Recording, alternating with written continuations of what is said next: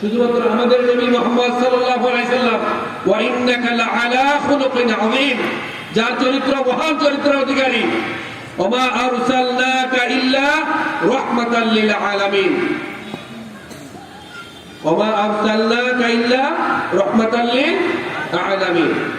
পৃথিবীর সকল প্রাণী যত আছে প্রত্যেকের জন্য আল্লাহ রাসূল সাল্লাল্লাহু আলাইহি সাল্লাম হচ্ছে রহমত স্বরূপ।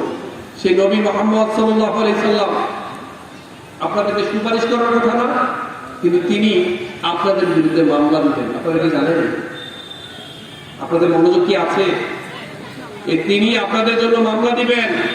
যে নবী আপনাদের জন্য সুপারিশ করার কথা, সেজদায় পড়ে থাকেন, কান্নাকাটি করেন, যে নবীর আগে পরে কোথাও কোনো দোষ নাই, কোনো গুনাহ নেই, তিনি মাসুম, তিনি পবিত্র, সেই নবী মুহাম্মদ সাল্লাল্লাহু আলাইহি সাল্লাম আপনাদের জন্য কাল হাসরের দিন মামলা করে দিবেন এবং বলবেন, ইয়া আল্লাহ, এরা আমার কওম, এরা আমার জাতি, এরা আমার কোরআনকে পরিত্যাজ্য মনে করেছে, পরিত্যাগ করেছে।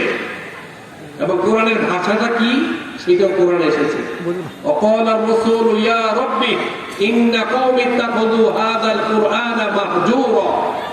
আল্লাহ রাসূল বলবে, আজকে আমি তাদের বিরুদ্ধে মামলা করে দিলাম। ভাই, কথাগুলো খুব মনোযোগ দিয়ে শুনবেন।